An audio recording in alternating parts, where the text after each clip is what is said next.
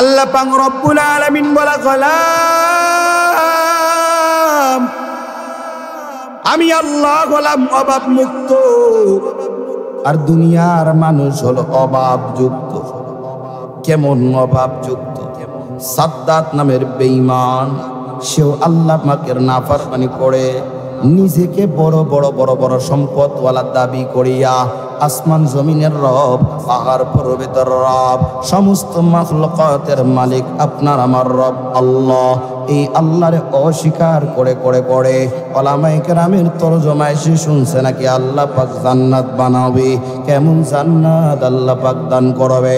ওলামায়ে কেরামের বর্ণনায় শুনে শুনে সাদ্দাত সে চিন্তা করে ফেলল, এবার আমি আল্লাহর জান্নাতে আমি নিজেই যাব না, কারণ দুনিয়ার ভিতরে আমার সম্পদের অভাব নাই, দুনিয়াতে আমার টাকার অভাব নাই, পয়সার অভাব নেই, ঘরের অভাব নাই।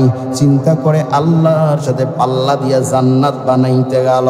জান্নাত বানায় তাকায় দেখে ওই জান্নাতে প্রবেশের পূর্বেই আল্লাহ তার জান কবজ করে নিয়ে নেয়। শুধু নেয় না, এমন ভাবে জান কবজ করছে জাগায় তার পেটের ভিতরে মোচড় দিয়া পাতলা পায়খানা বের করছে। তিনি কে? আল্লাহ পাক রব্বুল আলামিন বলা গেলাম, আমি আল্লাহ ছাড়া ধনী কেউ নাই, কেউ নাই, আমি আল্লাহ তাআলা ছাড়া বড় কেউ নাই। একমাত্র দুনিয়ার গোলাম, সবকিছু ফালায়া চাওয়া লাগবে একজনের কাছে। তিনি কে? আর একটু ভালোবাসা নিয়ে কম। আল্লাহ পাক রব্বুল আলামিন বলে, বান্দা যখন আমি আল্লাহ পাকের কাছে চাওয়া শুরু করবা, আমি আল্লাহ তাআলা কি পরিমাণ খুশি হয়ে যায়। এই জায়গায় যারা বসছেন রে বাবা, কারো দাড়ি পেকে গেছে, চুল পেকে গেছে, গায়ের চামড়াগুলো ঢিলা হয়ে গেছে, দাঁত পরে ফুকরা হয়ে গেছে, অনেক নওজোয়ান যুবক বাইরে এখানে বসছে যাদের শরীরে পূর্ণাঙ্গ শক্তি এখনো সঞ্চয় আছে। এ আল্লাহর গোলাম, ও মুসলমান ইমানদার নবীর উম্মতের আদার, আল্লাহ পাক রব্বুল আলামিন ডাক দিয়া বলি, দুনিয়ার ভিতরে দাঁড়ায় যদি আমি আল্লাহর নাম একবার স্মরণ করো, আমি আল্লাহ পাক রব্বুল আলামিন তোমাদের জন্য একটা মেসেজ জানায়া দিলাম। গোলাম মেসেজটা জানো, আমি আল্লাহ দুনিয়ার ভিতরে তুমি যেই গড়ায় থাকো, তোমার বাবা যে বংশের হোক না কেন, তোমার কালারটা যেমন হোক না কেন, তোমার বংশের পরিচয় যেমন হোক না কেন, যেই ধরনের হক, যদি একবার আমি আল্লাহরে খুশি করার জন্য আমি আল্লাহর জন্য কদম ফালাও, আমি আল্লাহ সাত আসমান ফেরেশতা, সাত জমিনের ফেরেশতারে আমি আল্লাহ একত্রিত বানায়া আমি আল্লাহ তোর নামে ফেরেশতার সামনে গণগান শুরু করে দেয়। এই জন্য আল্লাহ পাক রব্বুল আলামিন আপনার আমার হেদায়েতের জন্য, আপনার আমার পথ প্রদর্শনের জন্য আল্লাহ তাআলা বড় আদর করে, মায়া করে, ভালোবাসে। এই যে রুইহা অঞ্চলের মুসলমান শুধু না, গোটা পৃথিবীতে যত মানুষ আছে সবার জন্য আল্লাহ পাক একটা হেদায়েতের কালাম দিয়েছেন। দিছে কিনা ভাইয়া? সেই কিতাবের নাম কি? সবাই বলেন না কেন? আরো জোরে কোন? কোরআন। এই কোরআনটা আল্লাহ পাক রব্বুল আলামিন দান করলেন কেন? শোনা দরকার আছে না নাই? না কোন না, তুমি জায়গা কোন দরকার আছে না নাই শোনার? অবশ্যই আছে। আল্লাহ পাক রব্বুল আলামিন কোরআন যে দান করছেন, এই এলাকার ভিতরে যদি আমরা জরিপ করি, খাতা ডায়েরি বড় খাতা নিয়ে যদি আমরা কালকে সকালে বের হই, যে পুরা এই রুইহা ইউনিয়ন, এই ইউনিয়নের ভিতরে কতজন মুসলমানের ঘরের ছেলে আছে যারা এই রুইহা পঞ্চগড় ঠাকুরগাঁও ব্যতীত এক কথায় প্রবাস বলা চলে, গ্রাম ছেড়ে যারা শহরে গেছে। এমন কতজন আছে যে দুনিয়ার ডিগ্রিধারী করার জন্য ঘর বাড়ি ছেড়ে চলে গেছে। হিসাব জরিপ যদি করা যায়, মোটামুটি 8% পাওয়া যাবে দুনিয়ার ডিগ্রি অর্জন করার জন্য বাইরে গেছে। শুধু এখান থেকে রুইহা ত্যাগ করে ঢাকা গেছে, রংপুর, দিনাজপুর, এতটুক নয়। আমরা যদি জরিপ করি তাহলে দেশের বাইরে আমাদের মতো হাজারো হাজারো মুসলমানের সন্তান দুনিয়ায় অল্প হায়াতের জিন্দেগি ভালোভাবে কাটার জন্য দুনিয়ার কিতাবের মানুষের আবিষ্কৃত ডায়েরির কিতাবের জ্ঞান অর্জন করে দুনিয়াতে কিছু আলিশান দরবারে থাকার জন্য মানুষ আমাদের সন্তানদেরকেও বাইরে পাঠিয়েছে কি পাঠায় নাই? বলবেন না কেন? যেই কিতাব আল্লাহ পাক রব্বুল আলামিন আমাদেরকে দান করছেন, আর আমাদের সন্তানরা যারা এই দুনিয়ার শিক্ষায় শিক্ষিত হওয়ার জন্য, জাগতিক শিক্ষায় শিক্ষিত হওয়ার জন্য এলাকা, পাড়া, মহল্লা, জেলা, দেশ ছেড়ে যারা বাইরে চলে গেছেন, তাদেরকে বুকের ভিতরে হাত দিয়ে কথা যদি আমরা বলতে বলি, আমি প্রশ্ন করছিলাম যারা বাইরে পড়াশোনা করে, বেশ কয়েকজন বন্ধুরে আমি প্রশ্ন করছি যে ভাইয়া বাইরে তো গেছেন, বিদেশে গেছেন, লক্ষ লক্ষ টাকা খরচ হইতেছে না? জি, লক্ষাধিক টাকা মাসে খরচ করে যে ডিগ্রি নেওয়ার জন্য গেছেন, একটু বলেন না আপনার ওই গাইড, ওই পড়ার উপরে, ওই ডিপ্লোমার উপরে কোনো ভুল আছে কি? আছে? পাওয়া যাবে কি যাবে না? মুস্কি হাসি দিয়ে কয় হওয়া হুজুর পাওয়া যায়। আমি তখন হাত ধরে প্রশ্ন করছি, দোস্ত যদি এই কিতাবটা অর্জুন তোমাদের এই সাধারণত দুনিয়ার জাগতিক কিতাব পড়াশোনার জন্য, যদি দুনিয়ার গাইড জ্ঞান অর্জনের জন্য যদি বাইরে যাওয়া লাগে আর এটার ভিতরে ভুল থাকে, তাহলে আল্লাহ পাক রব্বুল আলামিন মুসলিম উম্মার জন্য হেদায়েতের জন্য এক চূড়ান্ত কিতাব দান করছেন। একটু বলেন না, ওই বাইরে যাওয়ার আগেই এই কিতাবের জ্ঞানটা আপনার আমার অর্জন করা দরকার আছে? আসতে বলেন কেন? হুজুর অবশ্যই আছে। বললাম শোনেন, শুধু অবশ্যই বললে হবে না, এর জ্ঞান অর্জন করা আপনি মুসলমান মুমিন হলে আপনার উপর আল্লাহর রাসূল ফরজ করেছে। সুবহানাল্লাহ বলেন না কেন? আল্লাহ তাআলা ডাক দিয়া বলে, দোস্ত ইকুটা কমন, আমার গোলাম, মাইকে ইকু দিছো কেন রে ভাই? আমি আল্লাহ পাক রব্বুল আলামিন দুনিয়ার ভিতরে তোমারে পাঠাইয়া দিলাম বান্দা, আমি আল্লাহ তোমায় খালি পাঠাইয়া দিলাম না। আমি আল্লাহ তোমাকে এত সুন্দর করে পাঠাইলাম, এরা গোলাম আমি আল্লাহ তাআলা পাঠাইয়া শুধু ক্ষান্ত হই না, আমি আল্লাহ তাআলা তোর জিন্দেগি সুন্দর করার জন্য একটা কিতাব পাঠাইয়া দিলাম। আল্লাহু আকবার। আল্লাহ পাক রব্বুল আলামিন বলে, আমি তোর জন্য একটা কিতাব দিলাম। বান্দা, যে কিতাবটা তুমি যদি ধরতে পারো, এই কিতাব পড়তে পারো, আমি আল্লাহ কিতাবের ভিতরে সুন্দর করে জানায় দিলাম। দুনিয়ার মানুষ, মুসলমান, মুসল্লি, ভালো করে শোনো, আল্লাহ পাক বলেন, যালিকাল কিতাব লা রাইবা ফি,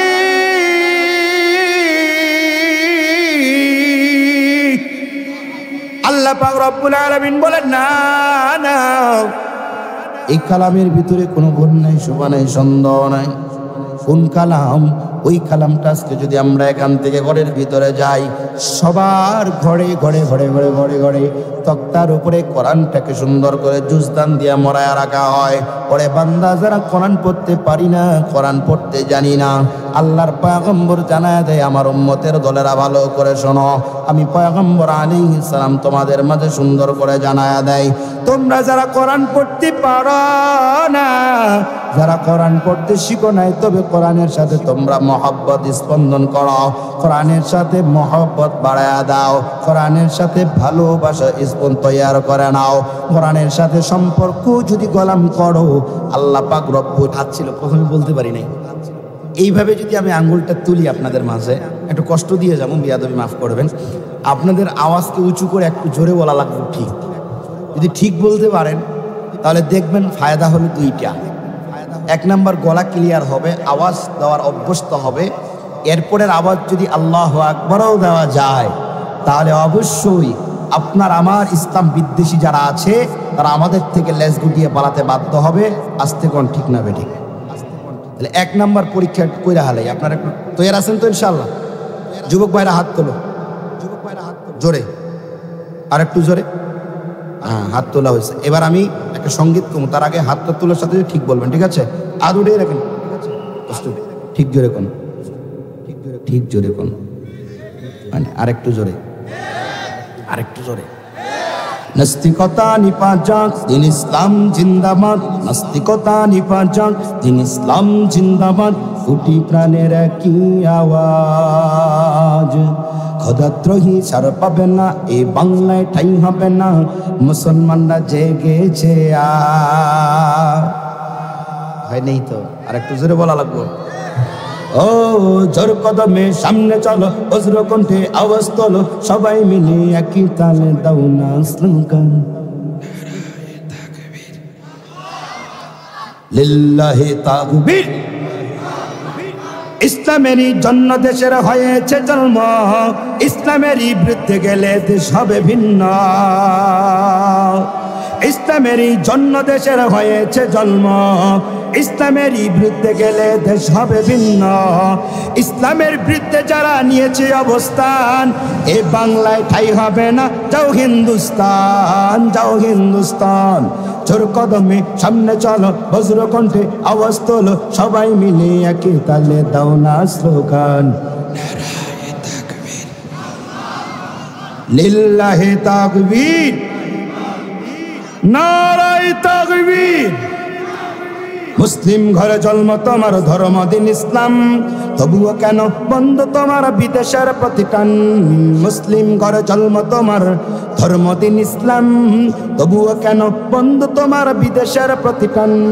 মুসলিম ঘরে জন্ম তোমার, ধর্ম দিন ইসলাম, তবুও কেন বন্ধ তোমার বিদেশের প্রতিষ্ঠান। হয় নাই, আরেকটু জোরে কোন। নিজের স্বার্থে নবীকে আজ করছে অপমান, নিজের স্বার্থে নবীকে আজ করছে অপমান। মুসলিম ঘরে জন্ম তোমার, ধর্ম দিন ইসলাম, তবুও কেন বন্ধ তোমার বিদেশের প্রতিষ্ঠান।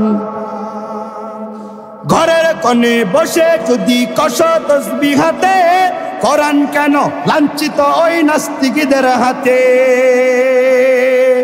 ঘরের কোণে বসে যদি কষ তসবিহ হাতে, নবী কেন লাঞ্ছিত ওই কাদিয়ানীদের হাতে।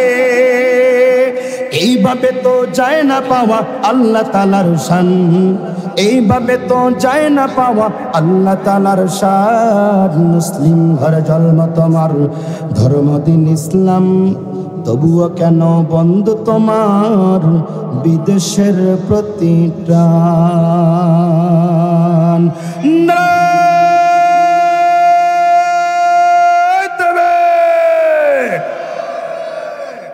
মুসলমান ভাইয়েরা আমার, পর্দা নিশিয়া বোনেরা, লম্বা সময় থেকে মাইকের আওয়াজ চলতেছে এলাকার নওজোয়ান কলিজার টুকরা আপন সোনা পাখি যুবক ভাইয়েরা, এখনো যারা বাইরে বাজারে ঘাটে বন্ধু বান্ধব নিয়ে আড্ডায় মেতে উঠেছ, আসো দোস্ত, রাত 12টার পরে এই জান্নাতি সামিয়ানার বাগান আর খুঁজে পাওয়া যাবে না। সবে মাত্র আজকে আয়োজন হয়েছে, আগামী 1 বছরের মাথায় এটা আয়োজন হবে কি হবে না তারও কোনো গ্যারান্টি নেই, কেউ জানে না। যদিও এই জান্নাতির বাগানটা আয়োজন হয়, বন্ধু তুমি থাকবে না আমি থাকবো তা তো কেউ গ্যারান্টিও দিতে পারবে না। আসতে না জোরে কোন। আমি যে আপনাদের মাঝে বলছিলাম, একজন ইমাম ছিল, ইমাম গাজ্জালি রহমাতুল্লাহি আলাইহি। তিনি কোরআনের কথা বলতে গিয়া সুন্দর করে কলম দিয়ে একটা ঘটনা লিখছেন। তিনি তিনার জীবন দশায় তিনি ডাক দিয়া বলে, ও দুনিয়াবাসীরা জানো, যারা কোরআনের সাথে সম্পৃক্ততা থাকবে, যারা কোরআনের সাথে ভালোবাসা হয়ে থাকবে, কোরআনওয়ালার সাথে জুড়ে সুরে থাকবে, আলেম ওয়ালামার সাথে মহব্বত করবে, তলাবা আসাদায়েরা কিরামের সাথে ভালো সম্পর্ক থাকবে, মাদ্রাসা মসজিদের সাথে যাদের সম্পর্ক আল্লাহ পাক রব্বুল আলামিন তাদেরকে কেমন দামি করবেন। ইমাম গাজ্জালি ডাক দিয়া বলে, দুনিয়ার মানুষেরা, আমি একদিন রাত্রে বেলা ঘুমায়া গেলাম, আল্লাহ পাক রব্বুল আলামিন রাত্রের বেলা আমারে ঘুমের থেকে স্বপ্ন দেখায় ডাক দিয়া বলে, ও ইমাম, ঘুম থেকে জাগ্রত হয়ে যাও, জলদি করে হেঁটে যাও রহমতপুর, যেখানে আমার আল্লাহর একটা গোলাম, আমার পেয়ারা বান্দা, সে দুনিয়া থেকে বিদায় নিয়ে গেছে। ও ইমাম গাজ্জালি, জলদি গিয়া তারে জানাজা দেওয়া লাগবে। গোসল করায়া কান্দে লইয়া জানাজার ময়দানে জানাজা দিয়া এরপরে তারে নিজের হাতে করে কবরের ভিতরে নামাইবা। আপনারা একটু চিৎকার করে বলেন আল্লাহু আকবার। ইমাম গাজ্জালি কবির রজনীর আরামের ঘুমটা ভেঙে যায়। জোরে বলেন, স্বপ্নেই দেখাইছেন কে? আর একটু জোরে কোন। কি সুন্দর গোলাম, যে তার কথা আল্লাহ কোরআন, যে আল্লাহ তার পেয়ারা বান্দাকে স্বপ্নে যুগে দাগায় দিলেন। ইমাম গাজ্জালি পাগড়ি পরে সুন্নতের অবস্থায় চলে, জলদি করে ঘুম থেকে জাগ্রত হয়ে গভীর রজনীতে ঠান্ডা পানি দিয়া ওযু বানায়া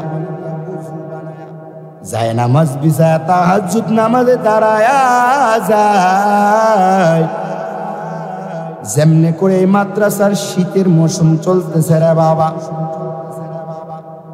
এই এলাকায় হাজার হাজার যুবক পর্দা নিশি মা বোন, এলাকা হাজার হাজার বিদ্যা বাবারা রাত্রে বেলা ঘুমায় থাকে, ফজরের আজান হলেও মসজিদে আসে। আসতে বলেন কেন? একটু তাকা দেখেন, এই যে হেফজখানা, এই জায়গার বাচ্চারা রাত 3টা 4টার দিকে উঠে ঠান্ডা স্ট্রোকওয়ালা ট্যাপের পানি দিয়ে উজু বানায়, যখন ঘুম থেকে উঠে এক ফোঁটা পানি ঠান্ডা গায়ের ভিতরে রাখে, সাথে সাথে গায়ের প্রত্যেকটি পশম ঠান্ডার কারণে কারায়া যায়। ছোট্ট ছোট্ট মাসুম বাচ্চারা টপ টপ করে কাঁপে, তারপরে কিছু আছে নিয়া কাঁপতে কাঁপতে কাঁপতে কাঁপতে কম্বলটা বিছায়া কাঁথাটা বিছায়া পশ্চিম দিকে ক্যাবলামুখী হইয়া গভীর রাতে ওযু বানায়া আল্লাহ তাআলার কদমে লুটিয়ে পড়ে। আল্লাহু আকবার, জোরে বলেন। যখন তারা এই মাদ্রাসার ভিতরে গভীর রাত নামাজের ভিতরে দাঁড়ায়া যায়, আল্লাহ পাক রব্বুল আলামিনের আরশ পর্যন্ত কেঁপে উঠে। আল্লাহ পাক রব্বুল আলামিন ডাক দিয়া বলে, ও জমিনের ফেরেশতারা, দেখা দেখো,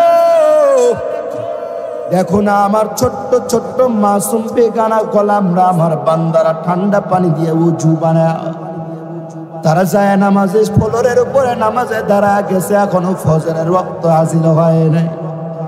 অনেক ইমামও উঠে নাই, অনেক মুয়াজ্জিনও উঠে নাই, অনেক মুসল্লি এখনো উঠতে পারে নাই। কিন্তু যাদের আমল নামায় এখনো গুনার বদিও লেখা হয় না, নেকের বদিও লেখা হয় না, তারপরেও তারা যখন নামাজে দাঁড়াইছে, একটু তাকায় দেখো ফেরেশতারা, তারা নামাজের ভিতরে কি যেন তেলাওয়াত করে। আল্লাহর ফেরেশতারা আল্লাহরে ডাক দিয়া কয়, ও মালিক, তারা নামাজের ভিতরে দাঁড়ায় তোমার কালাম তেলাওয়াত করে। আল্লাহু আকবার। আল্লাহ পাক রব্বুল আলামিন ডাক দিয়া বলে, ওরে ফেরেশতারা, সাক্ষী থাক, ওই ছোট্ট ছোট্ট মাসুম বাচ্চার দেখো পরিবারের আহাল, পরিবার ব্লাড গ্রুপের কেউ অন্ধকার কবরে গেছে নাকি? মা না বাবা, চাচা না চাচি, না দাদা না দাদি, নানা না নানি, খালা না খালু, তার ভাই বোন, আত্মীয় স্বজন যারা অন্ধকার কবরে গেছে, যা যা ওই বান্দার তাহাজ্জুদ পড়ার ওসিলায় তার পূর্বের পুরুষদের অনেকের জীবনের গুনাহ আমি আল্লাহ মাফ করে দিলাম। এই মাদ্রাসা কত দামি! ইমাম গাজ্জালি ডাক দিয়া বলে, দুনিয়াবাসীরা জানো, আমি ঘুম থেকে উঠে তাহাজ্জুদ নামাজ আদায় করে ফজরের আজানের অপেক্ষা গুনতেছি, কখন হবে ফজর, কখন হবে জামাত, এরপরে আমি বের হব। আল্লাহ যে আমারে নিশানা দেখায় দিছেন, খেয়াল করে শোনা লাগবি। ইমাম গাজ্জালী বলে আমি ফজরের আজান হয়ে গেল, নামাজ আদায় করে এখনকার মতো 2 চাকার বাহন নাই, এত দ্রুতগামী বাহন ওই যুগের ভিতরে ছিল না, পা দিয়া হেঁটে হেঁটে যাওয়া লাগতো। ইমাম গাজ্জালী বলে ফজরের পরে আমি হেঁটে হেঁটে আমি রওনা করলাম রহমতপুরের স্থানটার দিকে। হেঁটে হেঁটে অনেক রাস্তা অতিক্রম করে পায়ে হেঁটে চলে গেলাম। রহমতপুরের প্রান্তরে রাস্তার কিনারে ঢুকে একজন মুরব্বীরে দেখলাম। ওই মুরব্বীটারে আমি ডাক দিয়া বললাম, বাবাজি বলো না এই এলাকার ভিতরে কোনো মানুষ মারা গেছে যার নাম আব্দুর রহমান? মুরব্বীটা ডাক দিয়া বলেন, না না, কেউ মারা যায় না। ইমাম গাজ্জালী বলে আমি অবাক হয়ে গেলাম, কেউ মারা যায় নাই তো আল্লাহ আমার সংবাদ পাঠাইল। আরেকজনের কাছে যাই, রাস্তার একজনের দেখা হয়, তার হাতটা এইভাবে খপ করে ধরে ফেলে। ভাই আপনি চিনেন? রহমতপুরের ভিতরে আব্দুর রহমান নামের একজন মারা গেছে। এই যে আমার নাম ঘোষণা হয়েছে, ঘোষণার আগে যদি আমি এখানে আসতাম, আমি আইসে যদি আমি বাইরে কইতাম যে আব্দুল কাদের চিনেন না, ভাই কি করতেছেন? দেখা তো হয় নাই। কথা বলেন না কেন? ঠিক না বেটা? ইমাম গাজ্জালী ঢুকছে মহল্লায়, ডাক দিয়ে বলছে, বলেন আপনি কি চিনেন এই জায়গায় আব্দুর রহমান নামের আল্লাহর পিয়ারা বান্দা মারা গেছে? আল্লাহু আকবার বলেন। কয় না আমি চিনি। ইমাম গাজ্জালী বলে আমি আবার সামনের দিকে অগ্রসর হলাম। অগ্রসরে আমি আরেকজন মুরব্বী চিরুনো হয়ে দেখলাম তার চুলগুলো এলোমেলো, চেহারা ভালো না, গায়ের রঙও ভালো না। আমি দেখার পর আমি তাকে ডাক দিয়া বললাম, বাবাজি বলো এই এলাকার ভিতরে কোনো মানুষ কি মারা গেছে গত রাত্রে যার নাম আব্দুর রহমান হবে? মুরব্বীটা ডাক দিয়া বলে, রে বাবা আমি এলাকার আব্দুর রহমান নামের কোনো ব্যক্তির চিনি না, দেখি নাই, বলতেও পারি না। তবে গত রাত আমি সংবাদ পেয়েছি এই রাস্তার শেষ কিনারে একটা বাড়ি আছে জংনার ঝপ্পির গোড়ের পাশে। ওই জায়গার ভিতরেই একজন মানুষ মারা গেছে যে হলো কাটুরিয়া কাঠ কাটে। সকালবেলা কাঠ কাটার জন্য দৌড় দিয়া পাহাড়ের উঁচু চূড়ায় ওঠে। কাঠ কাটার পরে সন্ধ্যাবেলা কাঠের বোঝা নিয়ে বাজারের কিনারে দাঁড়ায়া দাঁড়ায়া ওই কাঠগুলো বিক্রি করে ঘরে যায়। আমি ওই ব্যক্তিটারে চিনি, তবে নাম জানি না।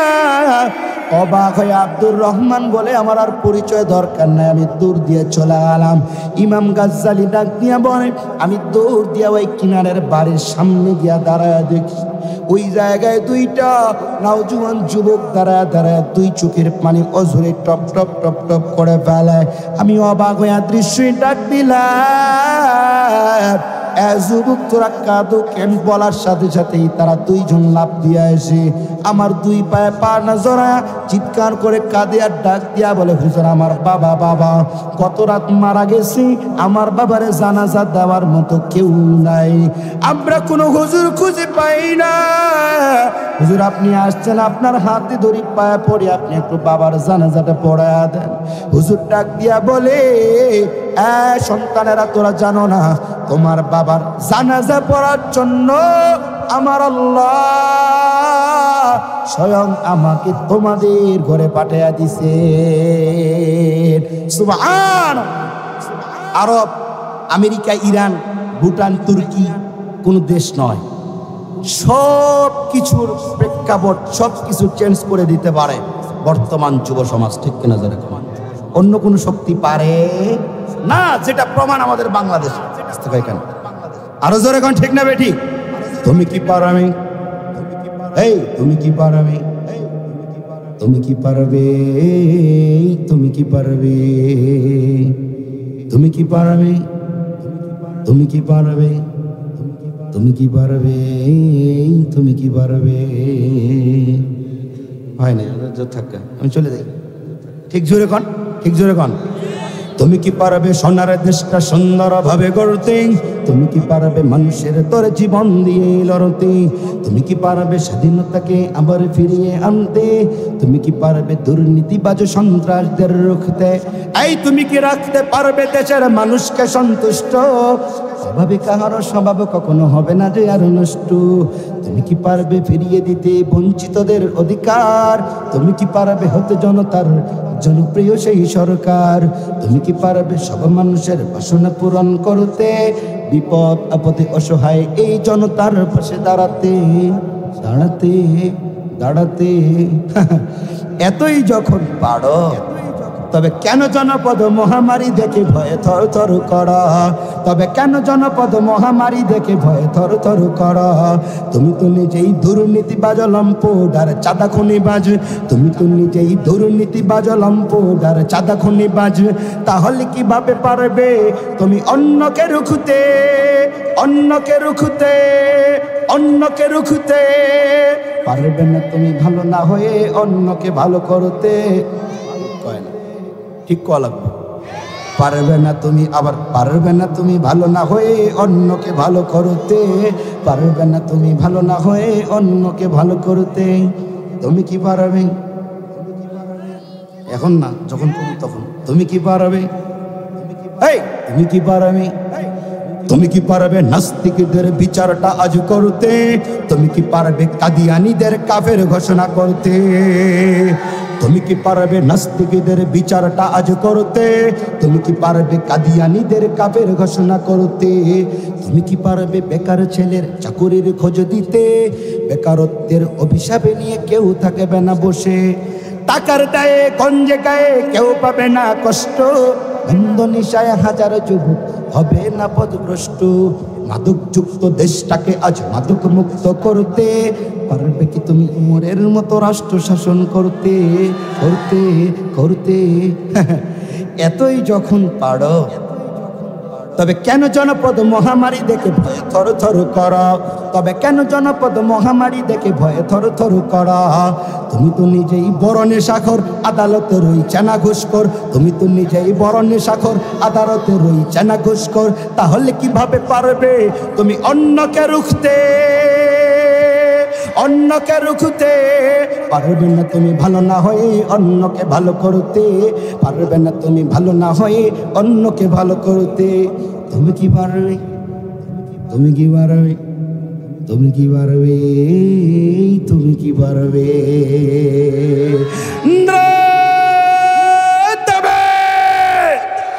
মুসলমান ভাইয়েরা আমার, পড়তে ঋষি মা বোনেরা, আপনাদের মাঝে একটা মশহুর ঘটনা আমি আপনাদেরকে জানাইতেছিলাম। কোরআনের সাথে সম্পৃক্ততা থাকলে কি হয়? এলাকার যুবকরাও যদি কোরআনের সাথে মহব্বত লাগায়া দেয়, এই এলাকার যুবকদেরকেও আল্লাহ তাআলা রহমতপুরের আব্দুর রহমানের মতো সম্মানী বানায়া দিবেন। সুবহানাল্লাহ জোরে কোন। ও বাবা, এই এলাকার যদি কোনো দাড়ি পাকা মুরব্বী চাচা দাদা বাবারা যদি আপনারা কেউ কোরআনওয়ালার সাথে যান, কোরআনের সাথে যদি মহব্বত লাগায় দেন, আল্লাহ পাক ওই রহমতপুর আব্দুর রহমানের মতো আপনার আমার কবরটাও জান্নাতের বাগানে সাজায়া দিবে। ইমাম গাজ্জালি বলেন, আবারও ট্রেন আসতেছে, আল্লাহু আকবার।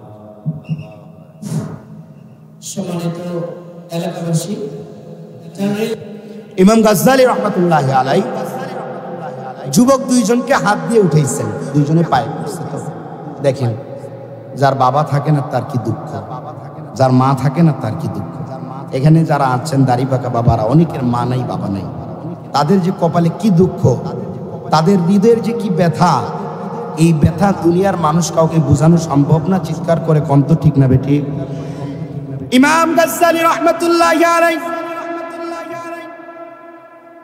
সন্তান দুইটারে হাত ধরে উপরে উঠে আর ডাক দিয়া বলে, বাবার আরে তোরা চুপ থাকো, আমাকে আল্লাহ পাক রব্বুল আলামিন তোমার আব্বার জানাজা পড়ানোর জন্য শুধু নয়, আল্লাহ তাআলা তোমার আব্বাকে কোলে করে কবর পর্যন্ত নামায় দেওয়ার জন্য আমাকে আল্লাহ বহু দূর থেকে পাঠাইয়া দিছে।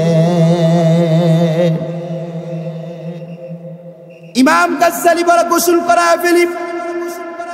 সন্তান দুইটা ডাক দিয়া বলে হুজুর গোসল হয়ে গেছে, আর গোসল করা লাগবে না, চলেন। কান্দে দুই সন্তান। আর ইমাম গাজ্জালী নিয়া জানাজার ময়দানে এসে জানাজা পড়া ইমাম গাজ্জালী ডাক দিয়া বলে, রে দুনিয়াবাসীরা, আমি আল্লাহ তাআলার দেখানো হুকুম পথ অনুযায়ী আমি আব্দুর রহমান রে নিজের হাতে কোলে নিলাম। নিজের হাতে করে কোলে নিয়ে আমি তার কবরে নামাইলাম। কবরে নামানোর পরে আমি যখন কবরের দিকে নামলাম, তাকা দেখি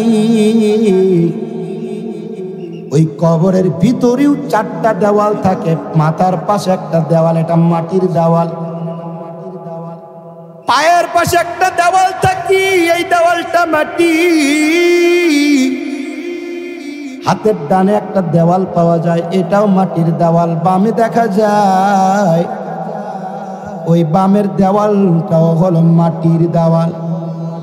ইমাম গাজ্জালী ডাক দিয়া বলে, দুনিয়াবাসীরা, ওই দেওয়ালটা যখন আমার নাকের ভিতরে নাকের দিকে আমি চোখ দিয়া তাকায়া দেখলাম, ওই চারটা দেওয়াল থেকে চারপাশ থেকে আমার কাছে এমন করে করে এত সুন্দর করে আমার নাকের ঘ্রাণ আসলো। আমার ওই ঘ্রাণটা নাকের ভিতরে লাগতে দেরি হয়, ওই ঘ্রাণটা আমি আমার নাকের ভিতরে আসতে দেরি হয়। আমি জানতে বাকি নাই এই যে আমি কবরে নামলাম, কবরে নামার পরে যখন দেখি পায়ের দেওয়াল থেকে জান্নাতের ঘ্রাণ আসে, মাটির দেওয়াল বাম থেকে ঘ্রাণ জান্নাতের আমি পাই। যেই ঘ্রাণ আমি ইমাম গাজ্জালী পৃথিবীর কোনো প্রান্ত এই সুঘ্রাণ আমার নাকের ভিতরে আসে নাই। আমি অবাক দৃশ্যে তাকায় থাকলাম। আমি আব্দুর রহমানের কবরের ভিতরে নামায়া আমি এরপরে তার সুন্দর করে মাটি দিয়া আমি সন্তান দুইটারে তার কাঁধের ভিতরে হাত দিয়া ভর করে করে করে করে আমি হাঁটতে হাঁটতে হাঁটতে হাঁটতে এবার তাদের ঘরের দিকে যাওয়া শুরু করলাম। আমি দুই সন্তানকে ডাক দিয়া বললাম, ও সন্তানেরা রে, একটু বলো না, একটু বলো না, তোমার বাবার এমন কি গোপন আমল ছিল?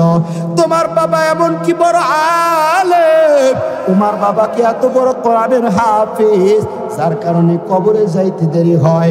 কবরের চারটা দেওয়াল থেকে জান্নাতের ঘ্রাণ বের হতে দেরি করে নাই। আল্লাহু আকবার। আর একটু জোরে।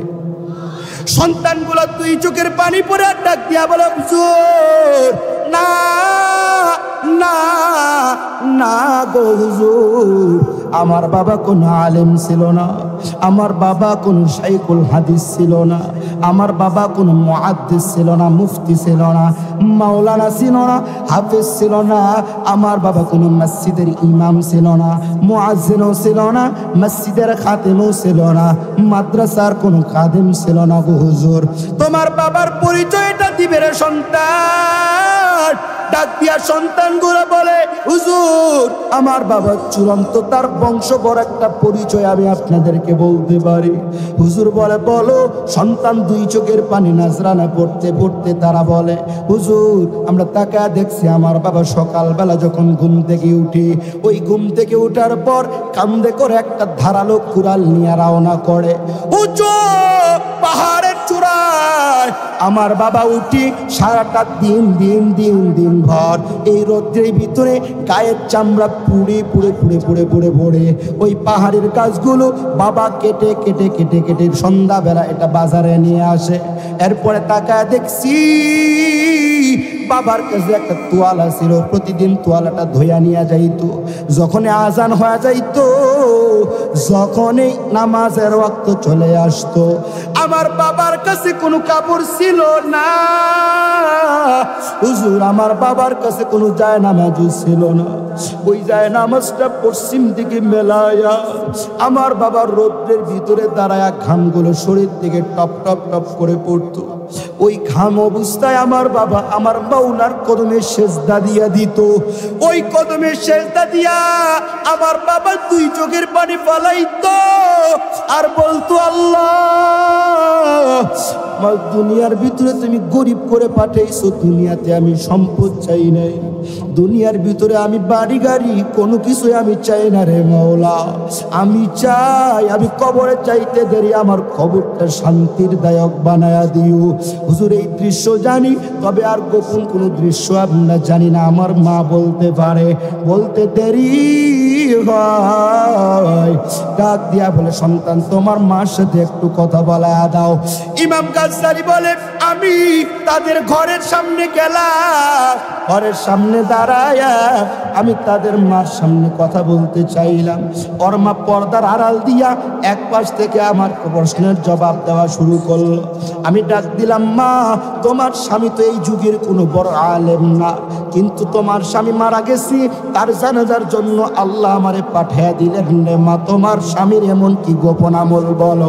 মহিলাটা ভিতর দেখি কান্নার আওয়াজ, ডাক দিয়া বলে হুজুর আমার স্বামীর কোনো আমল আমার তেমন মনে পড়ে না, তবে রোজ প্রতিটা দিন আমার স্বামীর একটা আমল আমি জানি যেটা আর দুনিয়ার কেউ জানে না।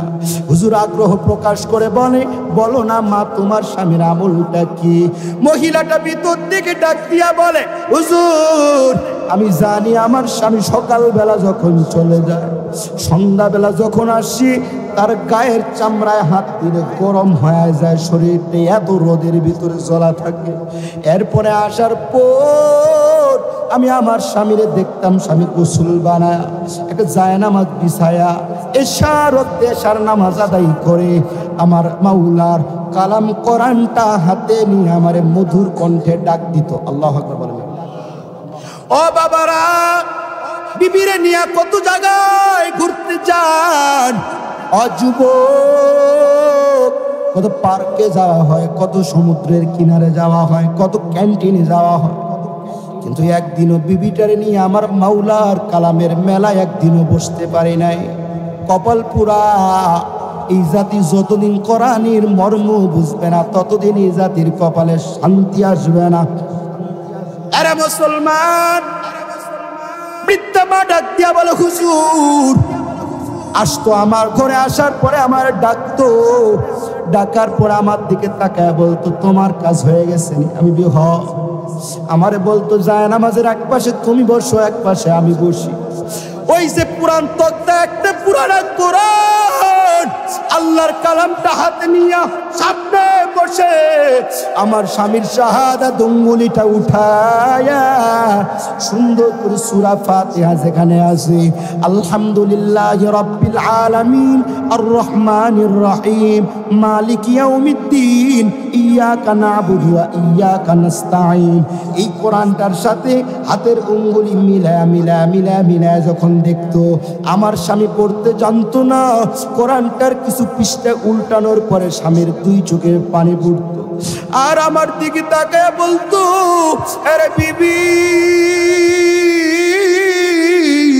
একটু দেখ আমার আল্লাহর কোরআনটা কত সুন্দর রে বিবি। এই কোরআনটা যদি এত সুন্দর হয় না জানি আমার আল্লাহ এর চেয়ে কত সুন্দর। এই কথা বলে স্বামী আমার প্রতিটা রাত কান্না করে আর কোরআনুল কারীম পুরো 30 পারা হাতের শাহাদাত আঙ্গুলি দিয়া বলায় পুরা কোরআন শরীফ খতম করে। জানে না কোরআন শরীফও পড়তেও পারে না, দিল বড় কাঁদে, দিল বড় আশ্রয়। কোরআনটা পড়লে না কি মধুর মজা লাগতো। ইমাম গাজ্জালী যেই বলে ওই ব্যক্তি আব্দুর রহমান যেই রাতে মারা যায় ওই রাতেও মরার আগে আল্লাহর কোরআনটার উপরে তার হাতের আঙ্গুলি দিয়া বলায়া যখন দুই চোখের পানি ফালায়া কান্না করে কোরআনের ভিতরে বিকল ওই পানি জিন্দা ছিল। আমি নিজে কোরআনের ভিতরে তাকায়া দেখছি আল্লাহর কোরআনের আশিক আব্দুর রহমান মারা যাওয়ার আগে দুই চোখ দিয়া পানি ফালায়া যে কোরআন দেখে পড়ছে আর পড়ছে ওই কোরআনের পৃষ্ঠায় জিন্দা আব্দুর রহমানের চোখের পানি দেখতে পাই। ইমাম গাজ্জালী ডাক দিয়া বলে ওরে দুনিয়াবাসীরা, তোরাও যদি কোরআনকে মহব্বত করতে পারো আল্লাহ তাআলা তোদেরকেও এমন সম্মান দান করবে।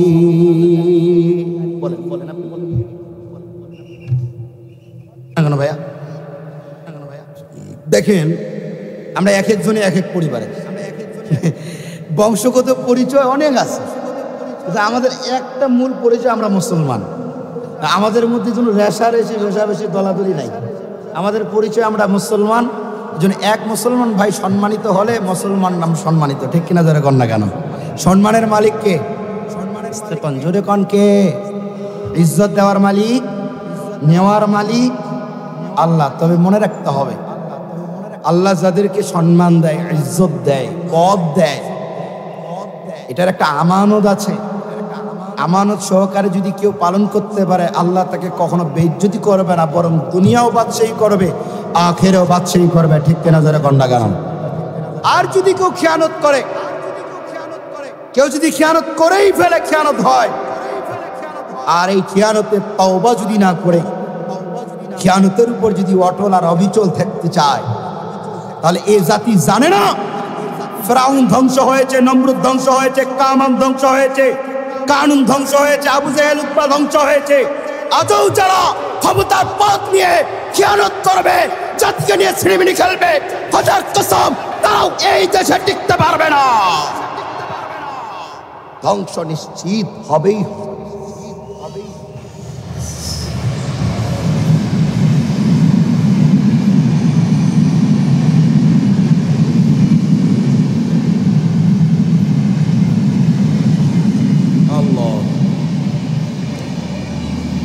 সুবহানাল্লাহ, আলহামদুলিল্লাহ, মাশাআল্লাহ। শেষ আমার বয়ান। আমি আপনাদেরকে একটু জাগ্রত করতে চাই। আমি সর্বপ্রথম আপনাদেরকে বলতে চাই, আমরা মুসলমান। আমাদের কোরআন কয়টা? একটু জোরে কোন ভাই, সবাই না বললে হবে না, জোরে কোন কোরআন কয়টা? একটা কোরআন, সবাই জোরে। ভাই দাদারে উঠ থেকে বসেই দেন, দাদা প্লিজ সিট ডাউন। কোরআন কয়টা? রাসূল কয়জন? জোরে কোন কয়জন? কাবা কয়টা?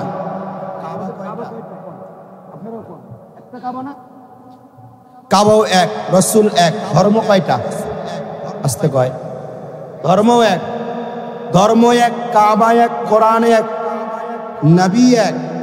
তাহলে প্রমাণ হবে আমরা রুইহার সমস্ত মুসলমানও এক। আস্তে না জোরে?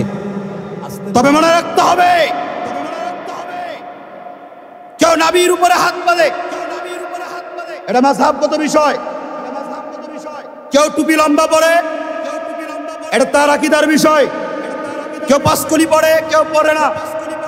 কেউ পাঞ্জাবি সিরা পরে, কেউ জুব্বা পরে, কিন্তু সবার কালিমা এক, সবার ধর্ম ইসলাম, সবার কোরআন এক, সবার কাবা এক, সবার আল্লাহ এক, সবার নবী এক। আমরা এক মুসলমান। আমাদের প্রিয় নবীকে নিয়ে যদি আবারও বাংলার জমিনে কোথাও ইচ্ছে বাটির ভিতরে চক্রান্ত করে কাদিয়ারি গোলাম আহমদ আমার নবীর ইজ্জতকে নিয়ে তারা চেষ্টা করতে চায়, পঞ্চগড়ের আরিফের মতো আবার শহীদ হয়ে গোলাম আহমদ কাদিয়ানিকে উৎখাত করতে হবে, উৎখাত করতে হবে, উৎখাত করতে হবে। বন্ধু তোমার পা কেটে গেলে ব্যথা হয় কেন বুকে? বন্ধু তোমার পা কেটে গেলে ব্যথা হয় কেন বুকে? বন্ধু তোমার হাত ভেঙে গেলে জল আসে কেন চোখে? বন্ধু তোমার ভাই মরে গেলে তুমি কাঁদো কোন দুঃখে? বন্ধু তোমার ঘর পুড়ে গেলে ভেঙে পড়ো কোন শোকে? বলবে আমায় পাগল, তুমি বুঝো না সহজ কথা, যে কোনো অঙ্গে আঘাত পেলে যে সারা দেহ করে ব্যথা। শিরায় শিরায় রক্ত দ্বারায় মিশে যায় যন্ত্রণায়, প্রকৃতির সেই শাশ্বত বিধান তুমি কেন বুঝলে না? ওগো বন্ধু আমার, তাহলে এবার আসল কথাটা শুনবেন, শুনবেন। সারা দুনিয়ার মুসলমানের ভেদা ভেদে নাই কোনো, উত্তর হতে দক্ষিণ মেরু সকল মুসলমান, সাদা কালো আর ধনী গরিব সবে এক দেহ এক প্রাণ মুসলমান। আমি তো মুসলমান, তুমি তো মুসলমান, সবাই তো মুসলমান। হে যুবক তুমি বাঙালি হও কিংবা ইন্ডিয়ান কিংবা জার্মানি জাপানি কিংবা চাইনিজ রাশিয়ান স্প্যানিশ ড্যানিশ ফরাসি কিংবা ব্রিটিশ আমেরিকান আরবি আজমি ইরানি তুরানি তুর্কি বা আফগান মুসলমান আমি তো মুসলমান সবাই তুমি তো আমি তো তুমি তো সবাই তো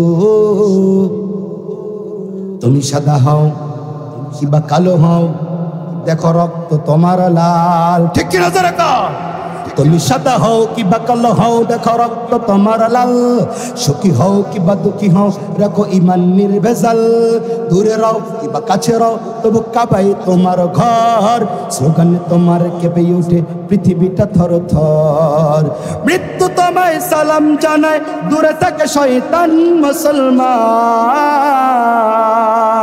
আমি তো মুসলমান তুমি তো মুসলমান সবাই তো আমি তো মুসলমান তুমি তো মুসলমান সবাই তো মুসলমান জোরে কোন সবাই তো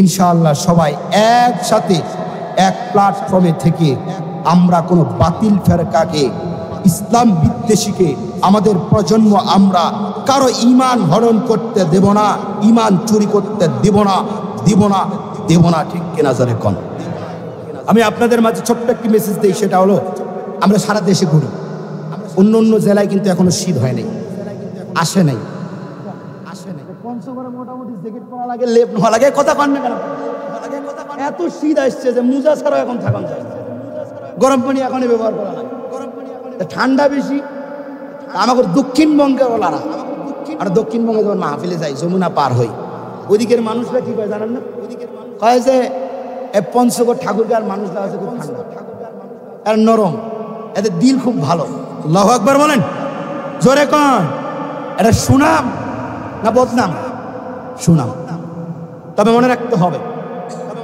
এই সুনামের সাথে এই ছোট্ট বাক্যটাকে ইস্যু করা যদি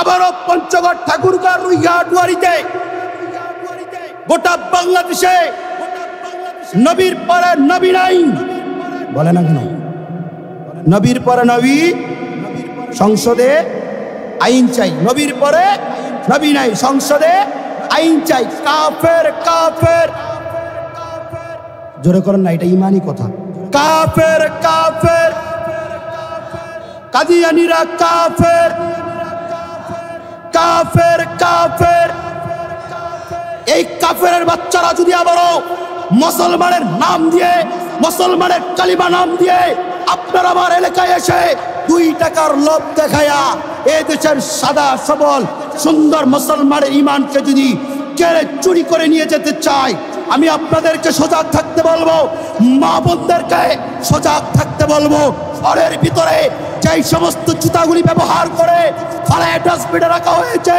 যেই সমস্ত ঝাড়ুগুলি ডাস্টবিনে ফালায় রাখা হয়েছে গোলাম আহমদ কাদিয়ানীর যদি কোনো লেকচার না এসে কোনো পাঞ্চারা যদি এসে আপনার আমার ঈমান হরণ করতে চায় তাহলে পুরান ডাস্টবিনের জুতা দিয়ে তারা কাপড় দিয়ে বিদায় করতে হবে বিদায় করতে হবে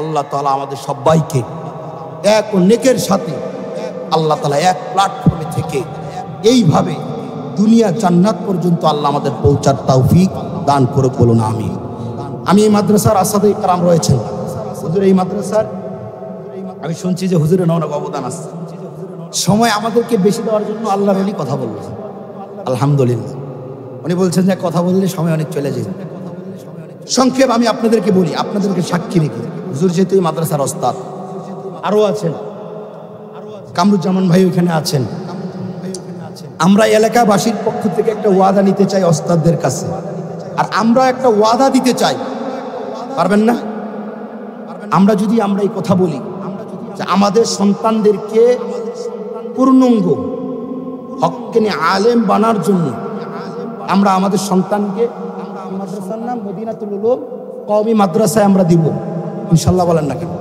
হাত তোলেন দিব তো ইনশাআল্লাহ? হাত নামান।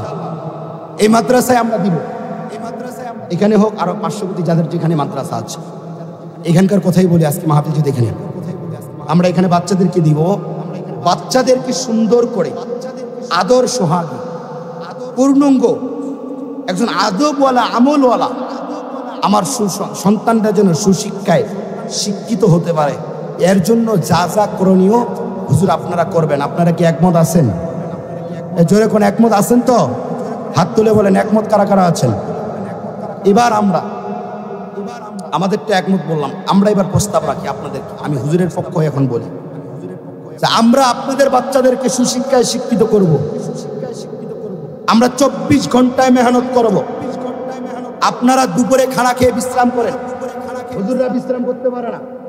আপনারা সকাল 8টা 9টা 10টায় উঠেন, হুজুররা ফজরের আগে উঠে, সন্তানরা আগে ঘুমায়, হুজুররা পরে ঘুমায়। হুজুররা আগে ঘুম থেকে জাগ্রত হয়, তারপর আপনারা আমার সন্তানদেরকে আদর্শ ভালোবাসা দিয়ে ডেকে ঘুম থেকে জাগ্রত করে। সন্তানরা পরে ক্লাসে বসে, ওস্তাদরা আগে বসে।